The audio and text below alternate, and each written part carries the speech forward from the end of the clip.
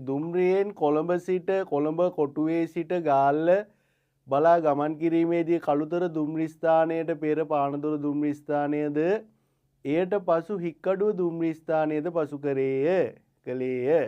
මෙම දුම්රිය ගාල්ලේ සිට නැවත කොළඹ කොටුව දුම්රි ස්ථානයට පැමිණෙන විට නගර පසු කරන අනුපිළිවෙල කුමක්ද? දැන් මේක බලන්නකො පුතේ මේ දුම්රිය යන්නේ කොහේ ඉඳලා කොහාටද? කොහේ ඉඳලා කොහාටද යන්නේ? කියන්න බලන්න. අන්න හරි. මෙන්න කොළඹ සිඳලා යන්නේ ගාල්ලට. ඔන්න ගාල්ල.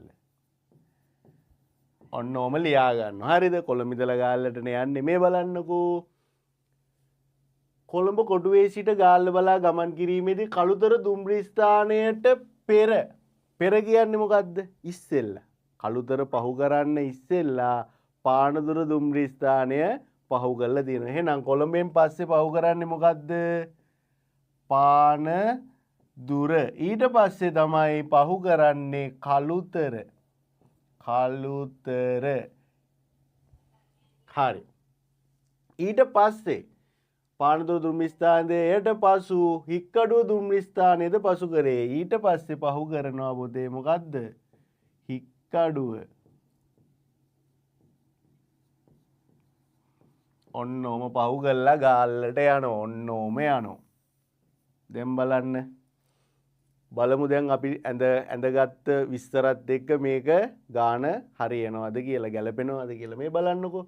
දුම්රිය කොළඹ කොටුවේ සිට ගාල්ල බලා ගමන් කිරීමේදී කළුතර දුම්රි ස්ථානයට කළුතරට පෙර පානදුර දුම්රි ස්ථානයද එයට පසු හික්කඩුව දුම්රි ස්ථානයද පසු කරේ.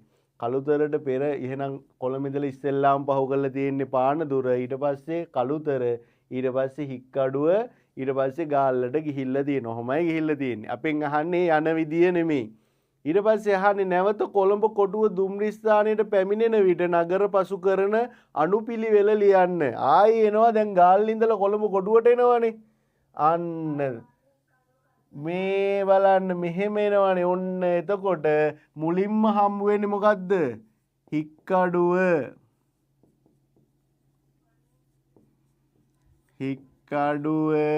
ඊට පස්සේ හම්බ වෙනවා මොකද්ද? කළුතර. ඊට පස්සේ හම්බ වෙනවා පානදුර. ඔන්න ඔහම ලියලා තියෙනවා නම් හරි පුතේ. හික්කඩුව, කළුතර, පානදුර කියලා ලියලා තියෙනවා නම් හරියක් දාගන්න 57ට. කොහොමද මේක හරි කට්ටිය අත උස්සන්න. හරි very good. තේරුණා නේද පුතේ දැන් වැඩේ? මෙහෙම ගියා ඊට පස්සේ මේ පැත්තට එන ටික අහන්නේ පිළිවෙලට. හරි.